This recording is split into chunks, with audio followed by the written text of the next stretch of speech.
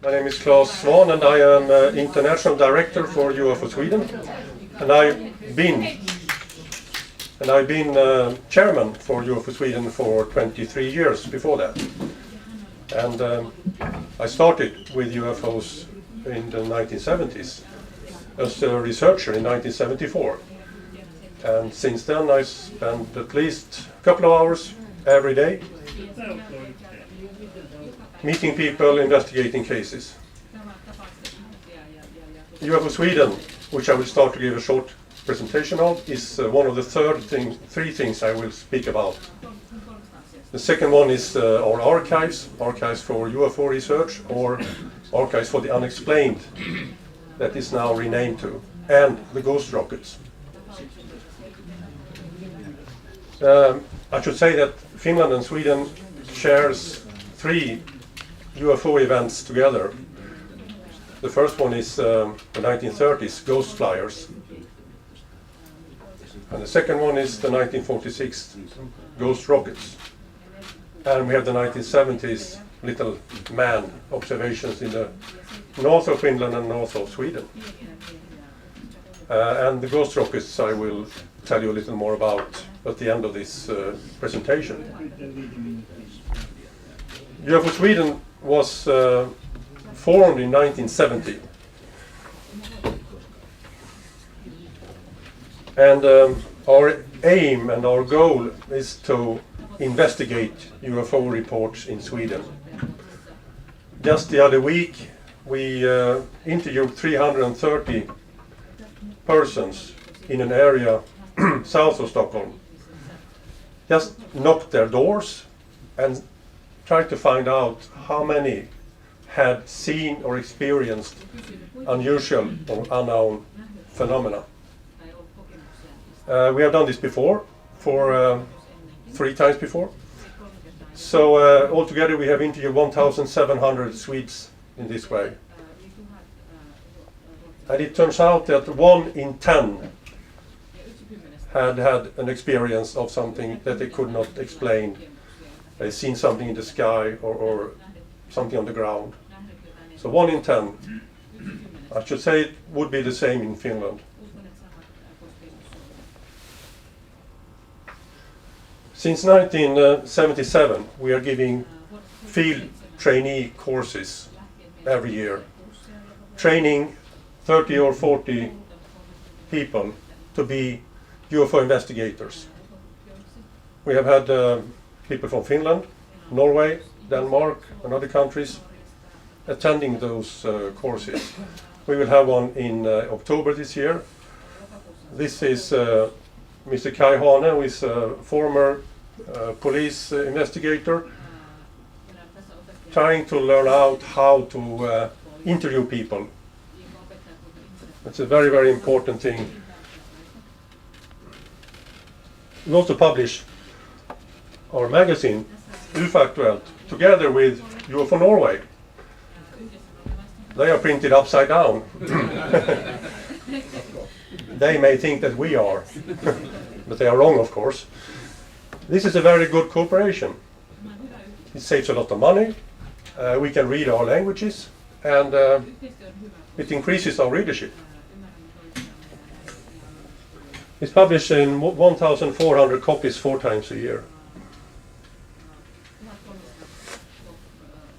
We also have a web, and we're building a new one right now. It will be published later this year. UFO.se. And hopefully in the future this will be a very good place to visit for people from abroad as well. But if you are reading or speaking English, you should visit AFU, Archives for the Unexplained. It was formed in 1973, and it's the world's largest UFO and paranormal archives. It's enormous, really. And we have been assembling material from all around the world since 1973. You can find it on afu.se. And This is just a short summary of what you can find there. It's 500 square meters in 11 premises, 2,200 meters of bookshelves, 30,000 books, 50,000 periodicals, and loads of other stuff. It's in every language, really. We have a Finnish collection as well.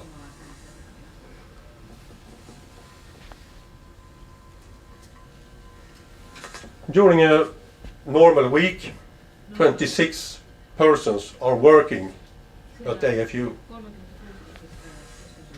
Most of them are volunteers, some of them are paid for in different ways, but most of the people at AFU are coming there because they love to do this.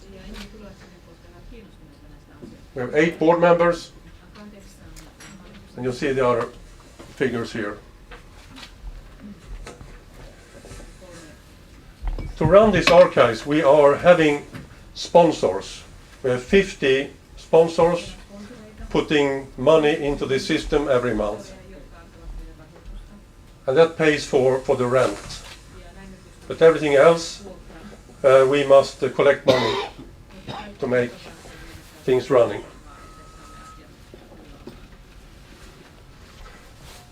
This started out as a UFO archives, solely about UFOs. But during the years it has been transforming into something else. And this you can see a couple of years ago. I go to England every year since 15 years back, bringing back around 2,000 kilos of UFO and paranormal material. This is the Fortean Wall, we call it. This is 313 boxes stacked outside Bob Rickard's house in London. Bob Rickard is the founder of the magazine Fortean Times. I will go there in September, in a couple of weeks, and we'll bring another 300 plus boxes back to Sweden. It's a never-ending story. I will stop by Denmark on my way down, fill the car. On the way back I will go to Belgium to meet with Sobebs, now Cobebs. We are negotiating with them to take over their archives as well. And we will bring around 4,000 books just from Britain this time. Those files are the Swedish case files, 18,500 Swedish UFO cases. We are scanning them. We are scanning hundreds and hundreds of documents every day. And we also have 4,700 reports from British UFO Research Organisation, which I have saved all over Britain, because they didn't know where their stuff were. I found it. I knocked doors in Britain as well. They have a say, here comes the Swedes, they take everything away except our wives. Who knows, maybe next time. No, I'm happily married. So.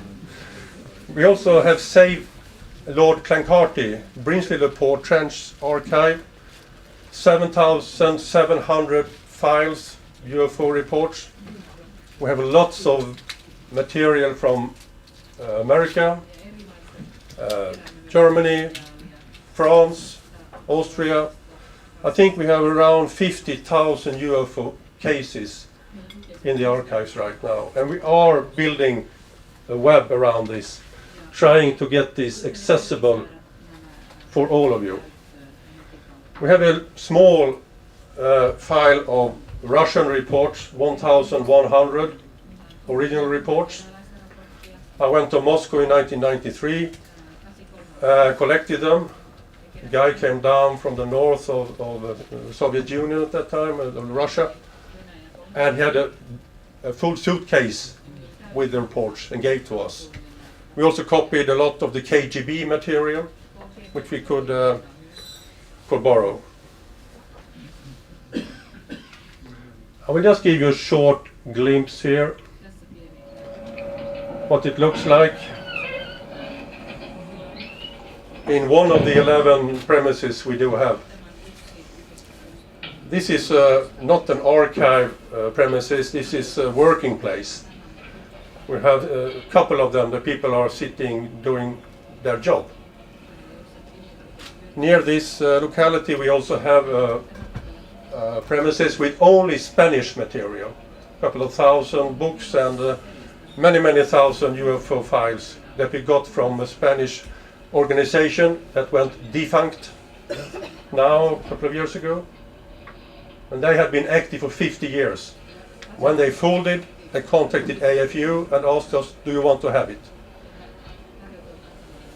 So they shipped it to us, we paid for the shipment, nothing else.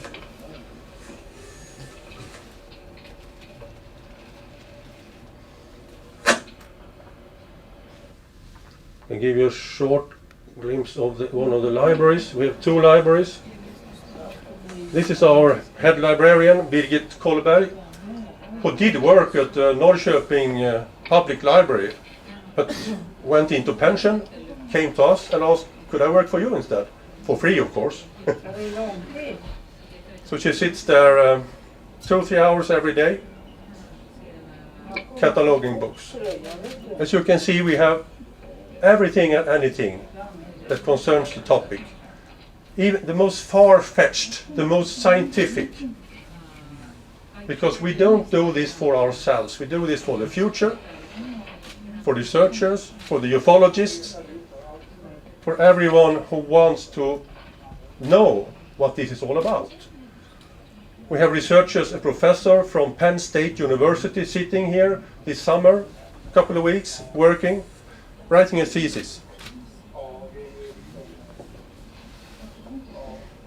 This goes on, I mean, this is just part of it.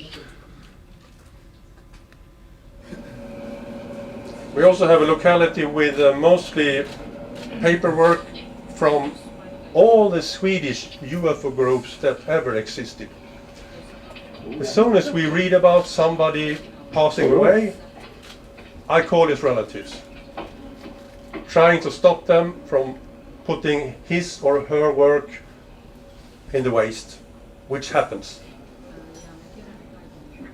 One of the most prominent Norwegian researchers, Kolbjørn Stenødegård, he died 10 years ago, something like that. And we didn't get to know that until it was too late. So when we realized he was gone, the community had emptied his apartment and everything to the tip. All his books, all his files, everything. And this happens all the time. It happened with Flying Saucer Review, the early Flying Saucer Review archives. The ladies, they hated their husbands doing this flying saucer idiocity. It was nothing for them. So when they died, they threw everything away. But this is the blue book microfilm. But I was able to save quite a lot of Flying Saucer Review archives. I found it in a garage in Rickmansworth. And I spent 10 years nagging the guy who had them. And one day he said, okay, take it. And it's a wonderful piece of history. It's wonderful. It's Gordon Creighton's letters. It's his research from all over the world, from the 1950s up into the early 2000s. But the very early things are gone.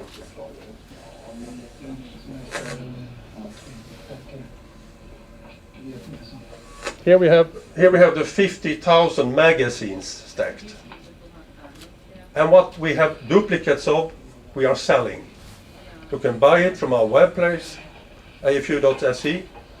You can buy things you never knew were there, because we have so many incoming wonderful stuff that when we have 3, we are selling the 4th.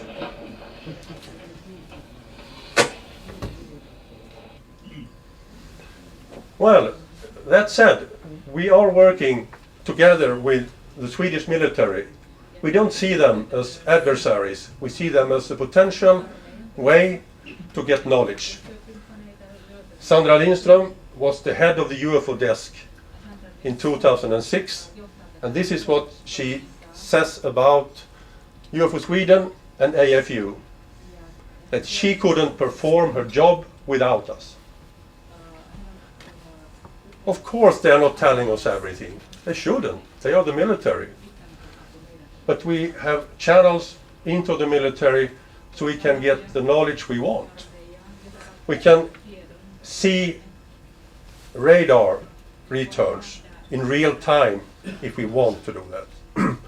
We've been able to solve cases thanks to the military. We have also been able to find real UFOs thanks to the military. June 13th, 2011, I visited the Research Defense Institute and was handed a hard drive with all their files. They spent 3.5 months. I asked them to do that and said, okay, fine, we do that for you. 3.5 months scanning their entire archives. And it was, of course, lots of nice things in there. It was reports, press clippings, pictures, some secret stuff. Not this. We are collecting paraphernalia as well. I mean, posters, pictures. We have, I think, 50 or 60,000 pictures. I don't know anymore.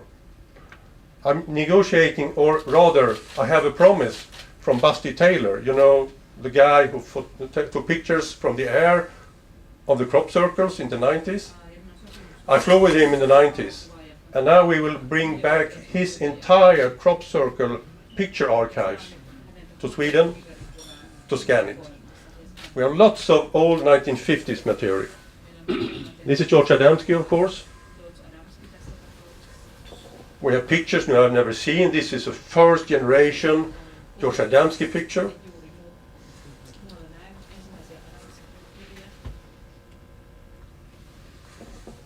And a couple of years ago, a lorry came with 1,000 kilos of UFO material from the United States, parked it on our driveway, and in that was, for this example, reel-to-reel recordings from the 1950s, the contactees, Daniel Fry, Truman Bathorum, George Adamski, all of those early contactees, original interviews, not duplicates. It's the real thing. There are no other copies.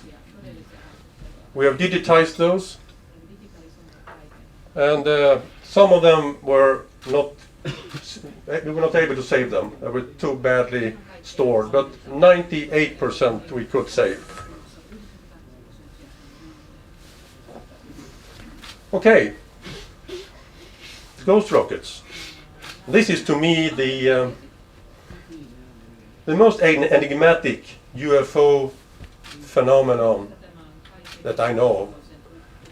I've spent so many hours working, trying to find the witnesses, the documents, and everything. I mean, you have here in Finland as well. I mean, you have documents of the ghost rockets here. And you have found many of them, I know that. But in 1986, I and Anders Liljegren from the archives, we traced the documents in the Swedish war archives. They were 40 years old, and the top secret stamp was lifted. Hemlig is secret in Swedish. Because in 1946 this was this huge wave of observations. People saw rocket-like crafts flying over Sweden, crashing down in lakes. And for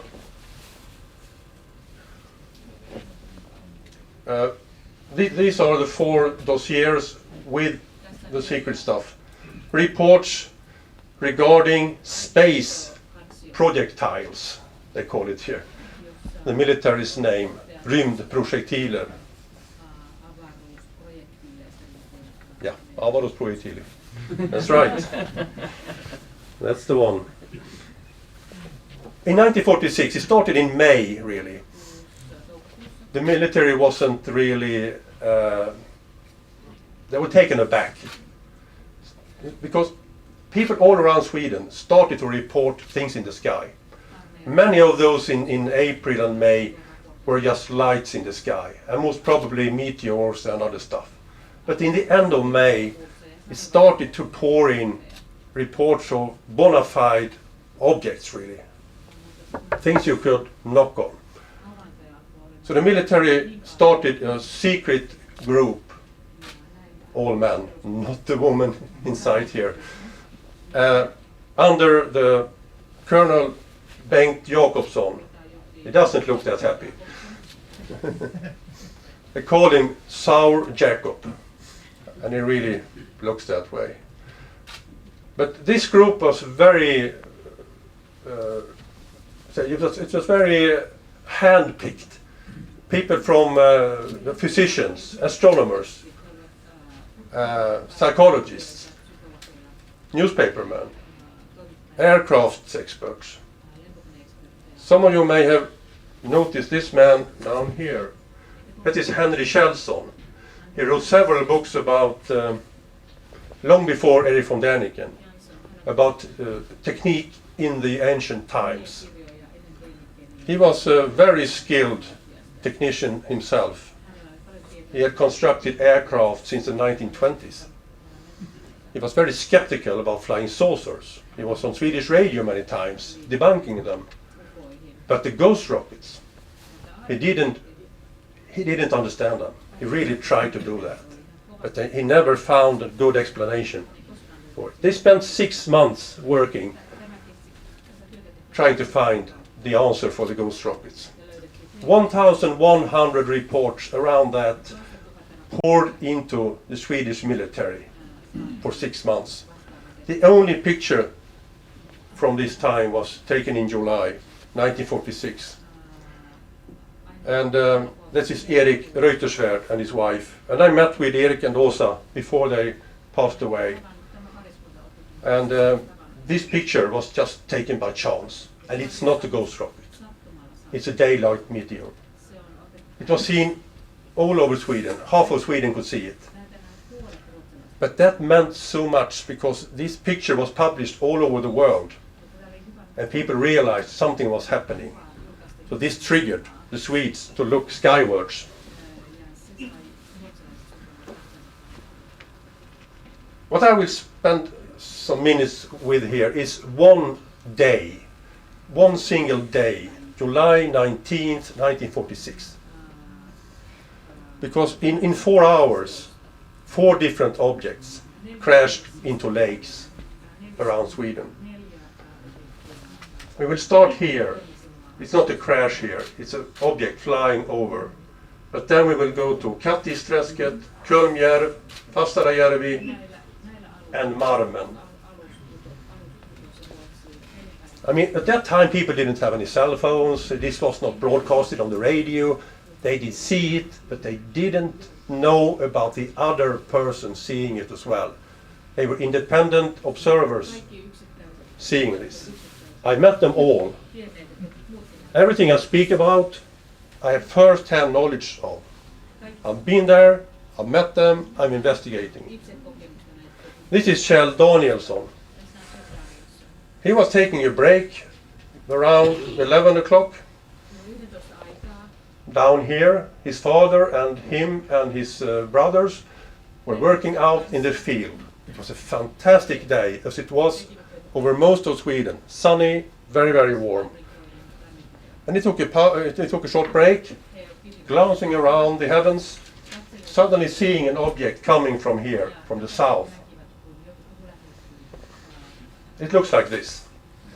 It's slowly moving upwards through the heavens.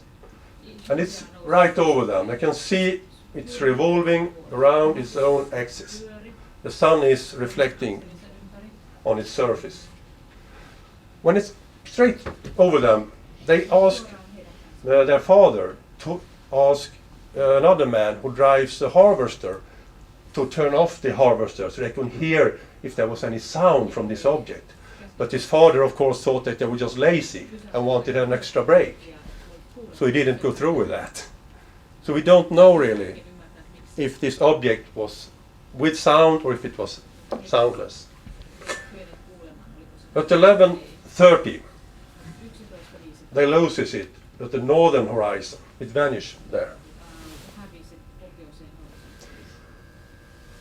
At exact that time, a small boy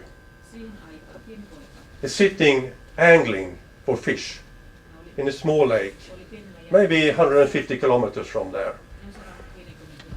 And suddenly he sees an object coming from the heavens, crashing into the lake with a big splash of water, 15 meters high column of water.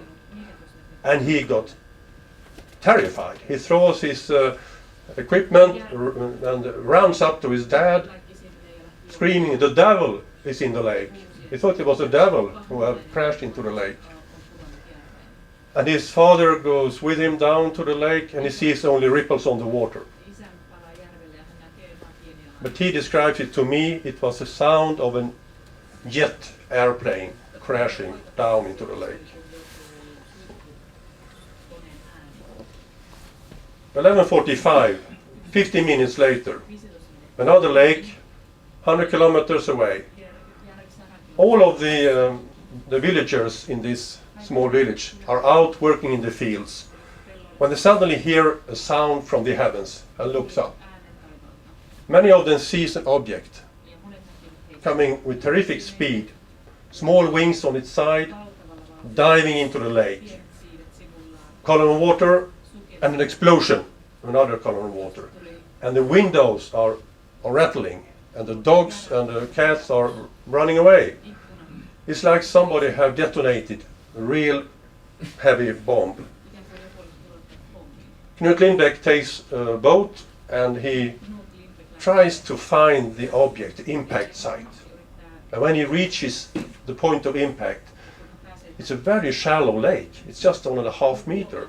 He could use his oar and he can feel an indentation in the bottom.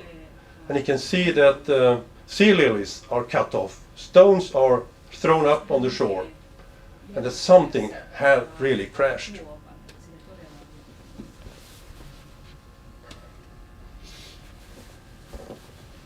At 3 o'clock, a couple of hours later, the whole family is out near the lake Vassarajärvi, another 200 kilometers away.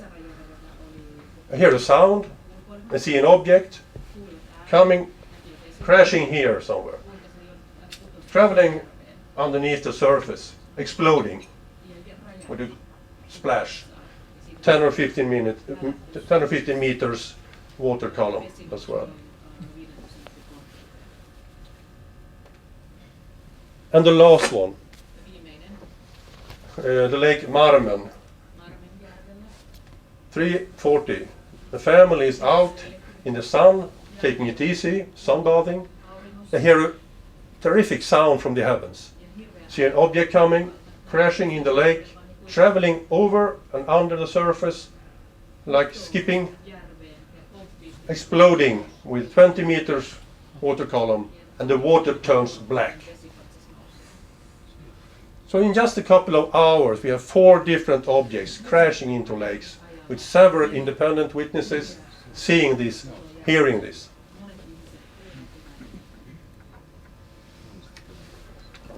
Lake Kulmjärv, where Knut Lindbäck took his boat and tried to feel this indentation with his oar, is the main focus for the military, because this gets their attention. Lieutenant Carl Gösta Bartol gets an order, this is a handwritten order, to take the motorcycle and go there from the engineering department in Boden. So he travels there and he arrives there the same day.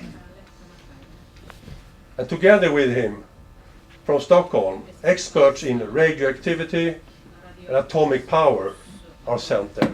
Because the Swedish military suspects those objects to be atomic powered, nuclear powered, and with a TV camera on board, somebody could steer from afar. Very advanced technology for the 1946.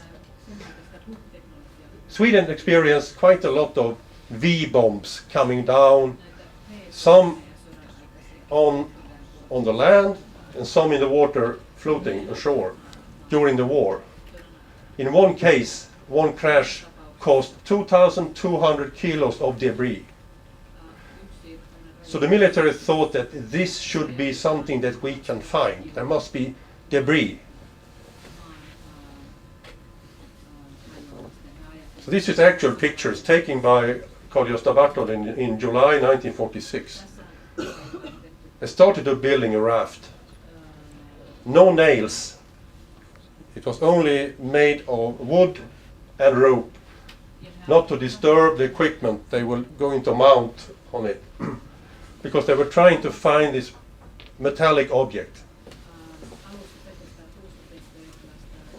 But first they surveyed the lake. They took 33,000 samples from this raft, trying to find anything. They didn't.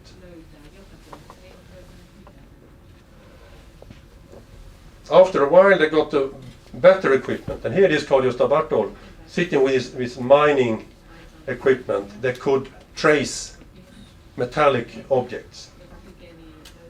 They spent 2 weeks trying to find it. They even thought of emptying the lake completely of water, but it was too expensive. It would cost 10,000 Swedish crowns, around 1,000 euro, to do that. Lots of money at that time. So the military in Stockholm said no.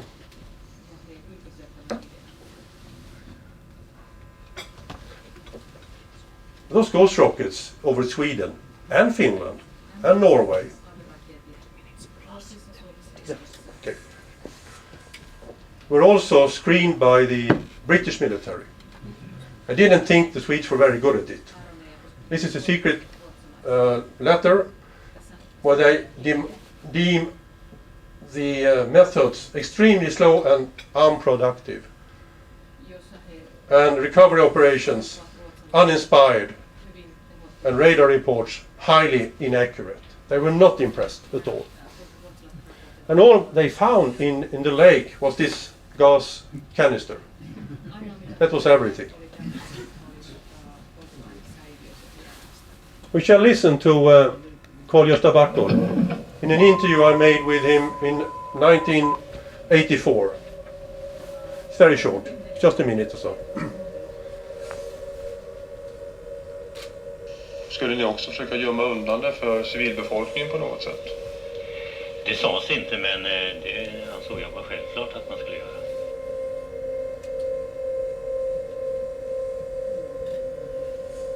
Men vi kunde inte hitta ett enda metallfragment. Var inte det väldigt förbryllande?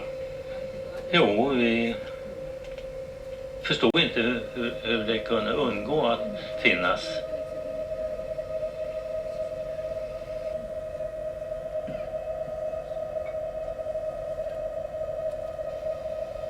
Var det någonsin någon tvekan om att någonting hade slagit ner? Det var aldrig någon tvekan om det.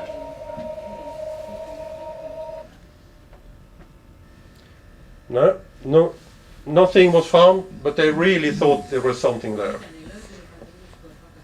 The British wanted to come over to help us, to find those ghost rockets. They even sent people to Åland as well, to see if there were bases there that someone was shooting from. But here you can see, August 22nd, the Prime Minister of Sweden says no. No British intelligence on Swedish soil. It made the Brits furious. They called the Prime Minister stupid and cowardly in a secret memorandum. This is the total of the reports coming to the military. It's more than that really, but this is what they published later on. 100 impacts. Never found a trace. Those two guys have seen a modern ghost rocket in 1980. This is Liseberg and Boberg And they were, because ghost rockets are still flying over Sweden. On July the 31st in 1980, they were out here in Muddus National Park, due west of Rovaniemi. They're walking here on this track, taking a pause down here. When they hear a sound, it's 11 o'clock, broad daylight, they hear a sound from the south, and they look in that direction. And suddenly they see a rocket-like thing coming 100 meters or lower, flying over them, going out here, turning back, landing, and sinking. This is Boberg's diary notations, just hours afterwards. Here you can see how the object looked like. They went back to Stockholm, reported it to the UFO desk, Sture Vickers at that time. This is his notes. He made everything he could to find an explanation. It was not Swedish, it was nothing on radar, they couldn't find any solution to it. So we went back there in 2012, together with Bo and Liz, slightly older and wiser. And we brought the TV team with us, and we mapped the lake. It was very shallow, just 4 meters.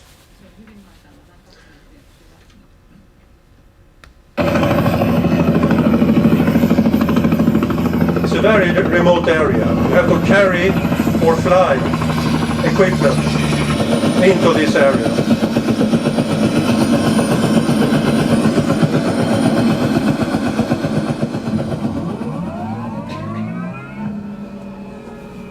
And we spent 3 days mapping the lake with a side sonar to seeing what the seafloor looked like. And we went back again in 2014.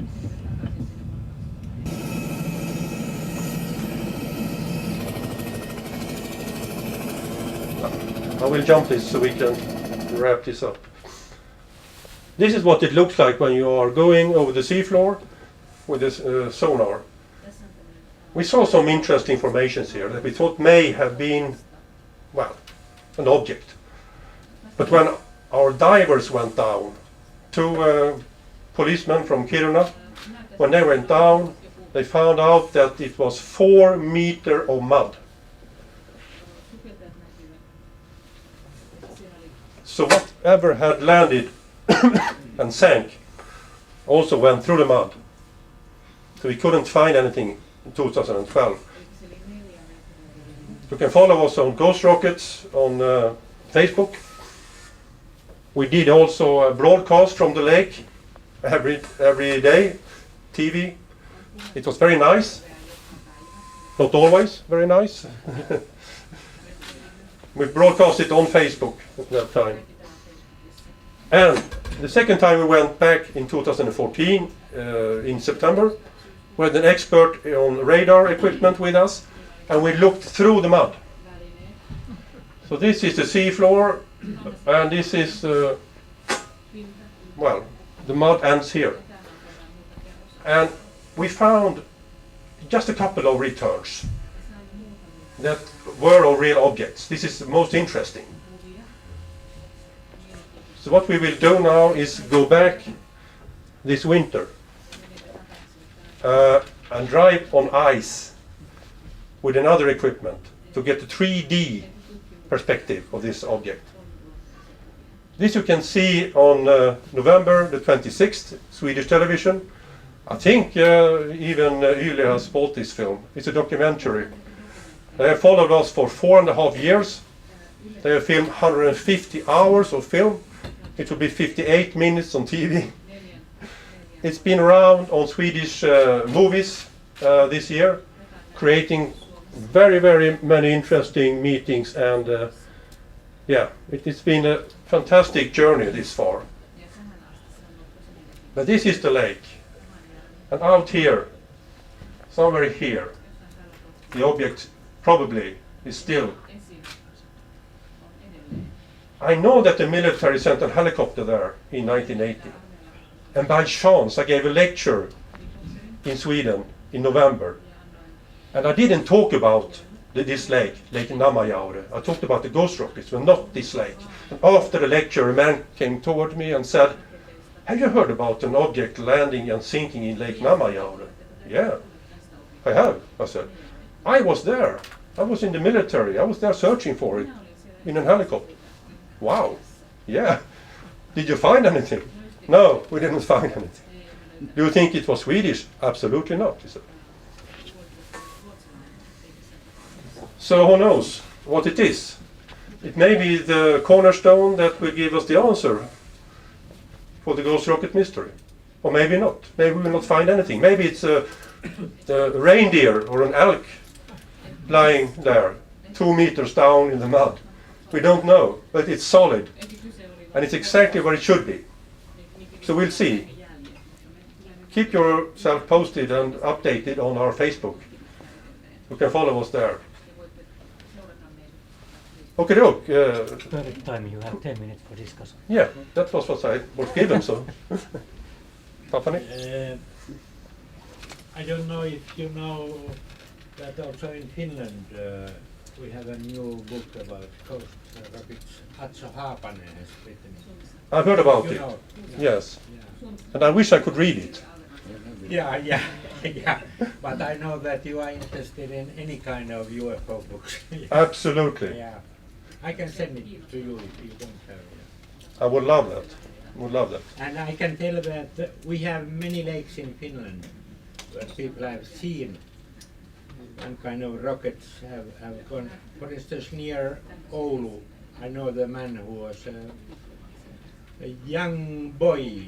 He was fishing with his father, and it was really a big clash. And later he has tried to investigate it, but there is a lot of mud, and but it might be. Mud is a problem. Yeah, yeah. I know about that case. I know about several others in Finland as well. Okay. And also in Norway. The day before, July 19th, Yeah. it crashed in Norway. One more. When I visited you, you said that let us create Nordic UFO archives. Yes. Is that still possible? It's even more possible now than when we met, because now we have the resources to do that. Yeah, very very interesting. And we have this seminar is maybe new start of the Finnish UFO research. So I'm sure everybody saw how fantastic archives you have. Is it so that they are the biggest in the world? Yes, nothing, Yeah. nothing compared to it at all. Yeah. So I have tried to say to my friend that we should see clearly that we have the Finnish UFO investigators have a lot of receiving from you, and that offer was very very good. And I think that we could keep contact with you. Absolutely, because in a couple of weeks we will have a meeting with a couple of Americans that may want to put some money into the digitizing project. If they say yes to that, we will have the resources in much better way than now. Okay? I'm not up to the speed on the Coast project, the whole thing. So, has there been at any point in time research on the assumed or estimated trajectories and the possible points of origin? Yes, it has. The military made such an estimate in 1946. We have done that with the other cases afterwards. They're coming from all directions. Okay. So no single or no clear, No. a few points or anything like that? No, we have always thought that the Russians are attacking us. That's our first and main thing every time, U-boats, whatever. But there are no evidence they're coming from the east.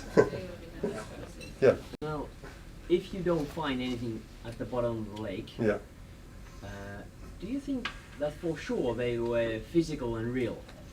That's a very difficult question to answer, really, but those two witnesses who saw it, they saw the sun, they heard the noise from the engine, they heard the splash, they saw the birds flying away, they saw the bubbles coming up. Yeah, I would say they are. Yes? But you see such objects always hitting the lakes Yeah. in the north, so I think they can't possibly be military. There is no launch. No, I mean they are too accurate, really. Not a single one has been found on land.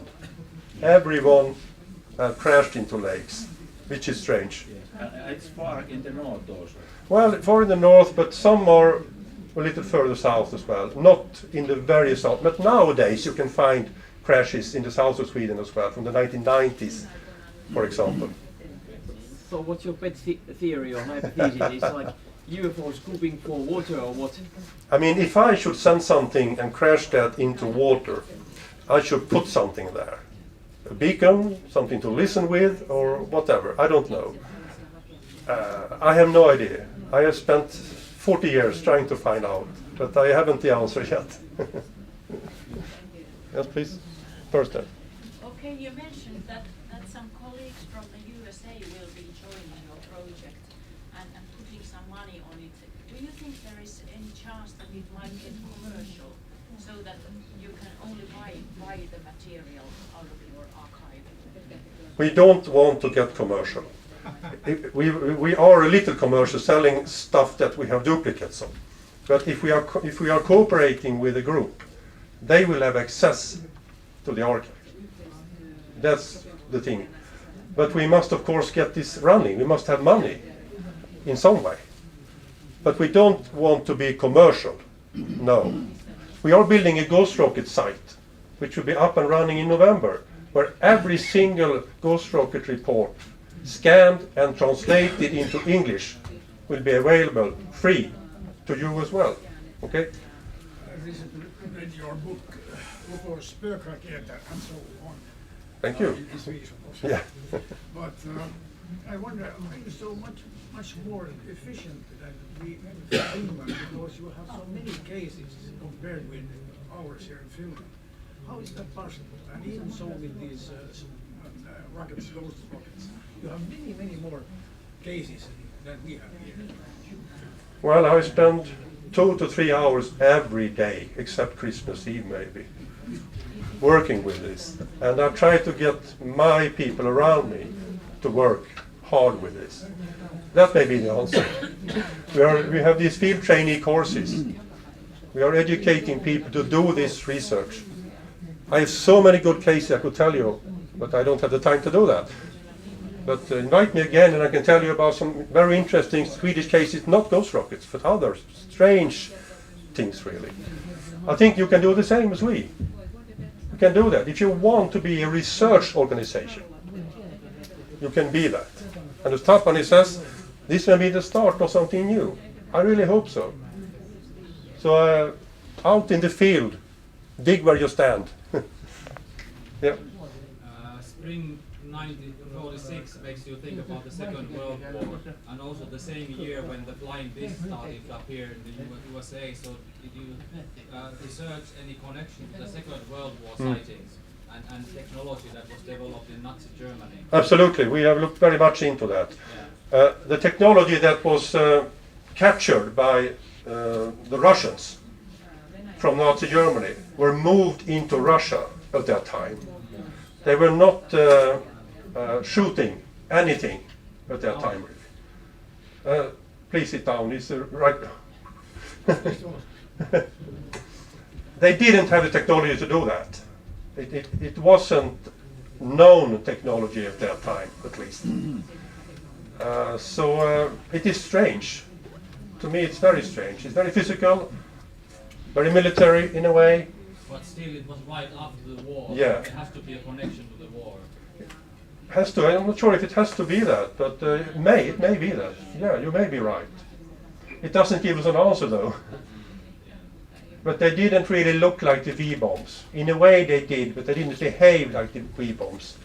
E-bombs were really crashing like that, or flying over. But there were also UFOs seen during the war. Yeah, it was very little printed in the Swedish press about those observations, very little. So people were not influenced.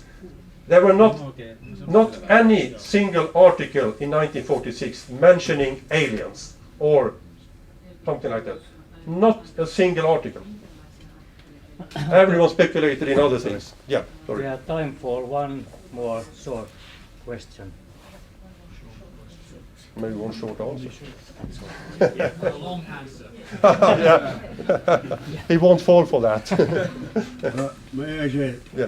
I mean, it seems very strange that you haven't found anything. I mean, if it's a kind of bomb or something like, Yeah. I mean, you always find something if it's something usual Absolutely. of this world. Absolutely. So, what about if they came and hid and did something, and then when it was night, they flew away Yeah. again? Yeah, it could be like that. I mean, we have speculated about that as well. But why the explosion in Lake Kölngar? It was an indentation. We have to ask them later. Yeah, we have to ask them later. It's a riddle. It's nice to have riddles as well. Thank you. Thank you. Okay, one more. Valerie. Just a little bit. I think maybe it's going to be very helpful for you. In Russia, we had also a lot of cases, such like some kind of a object dived into the water, sometimes splashed, sometimes not. And during investigation, we came to one very important conclusion, that if it is a UFO, you will never ever find it here. By one reason, because any UFO, let's say, they have so-called a chrono machine. And if this chrono machine will be destroyed, it's absolutely terrible explosion, which actually, couple of them, we had in Russia. It means that first, when they go down into this lake, they immediately go to the parallel dimension. You will never ever anything find there. Never. So you can spend all your life with no. Well, we are not that defensive. We are trying to find things. It's just just idea. Yeah, yeah. Because, Yeah, I understand it's an idea. The case which actually took place on 1992 Yeah. in Russia, in Sassovo, that was explosion of UFO. Maybe next time I will bring like a presentation about it. That interesting trait, I tell you, something absolutely unbelievable against the nation. Absolutely. And this is important to know for everybody, especially if you are a UFO investigator. So, thank you. Yeah, and thank you so much for letting me come to this meeting. Okay, we have time for a 5-minute break.